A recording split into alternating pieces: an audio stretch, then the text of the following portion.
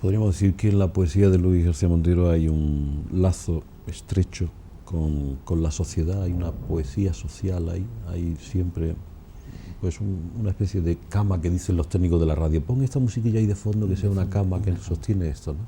Sí, por la tradición en la que yo me he formado, que es una tradición que puede ir desde Garcilaso a Antonio Machado, una tradición clásica.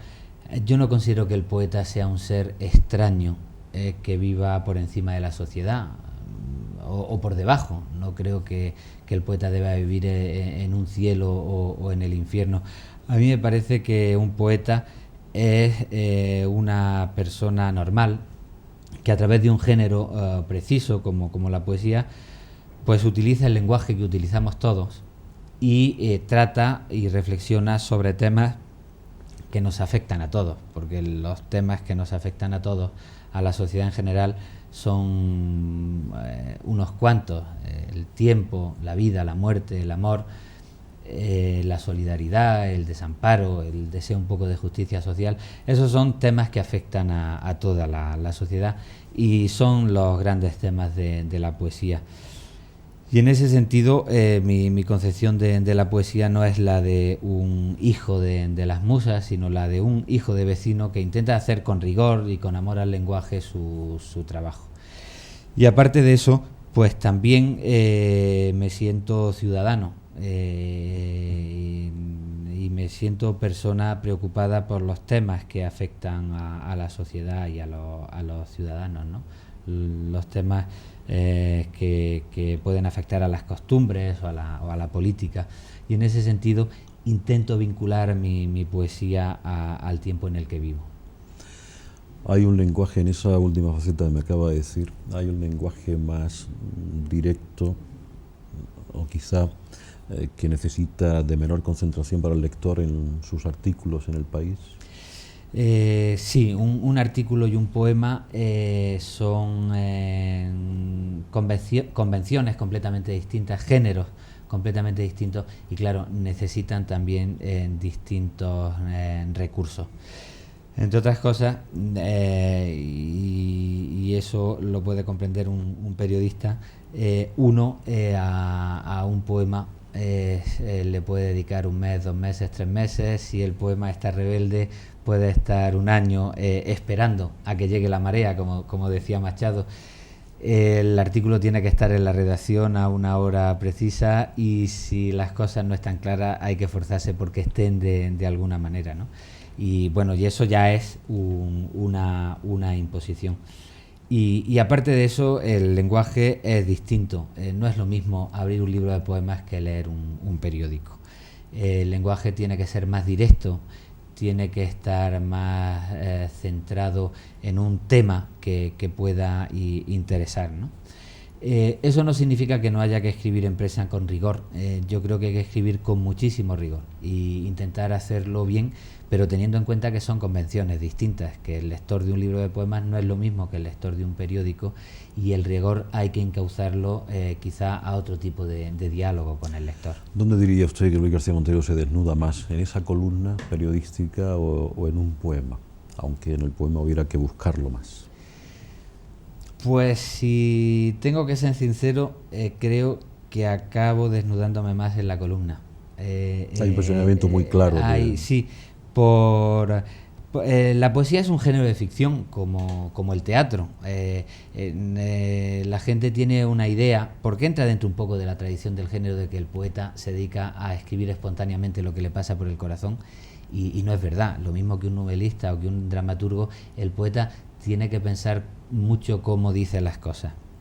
Y cómo dice las cosas porque lo importante no es solo sentir, sino hacer sentir a los demás. Y hacer sentir a los demás necesita una elaboración. Todo arte es un artificio. El poema es también un género de ficción. Y yo, a la hora de escribir poesía, pues estoy más cómodo en las reglas de la ficción que a la hora de escribir un artículo, porque a uno, cuando lo invitan a opinar, le piden sinceridad, y uno se siente mal cuando se calla las cosas. cuando no hace una crítica a un amigo por ser un amigo, o cuando de pronto parece que todo el mundo está opinando que critique a alguien que ideológicamente, personalmente es un enemigo, y ese alguien está haciendo una cosa que parece razonable, ¿no? Entonces hay un esfuerzo de honradez para no dejarse llevar por la inercia de meterse con la gente con la que previsiblemente uno se tiene que meter, o defender a la gente a la que uno previsiblemente tiene que defender. Hay una necesidad de honradez que además está enraizada en otra cosa. Yo escribo un poema y de manera directa puede llegar a determinado tipo de lector. La poesía no tiene público, tiene lectores, pero no tiene público.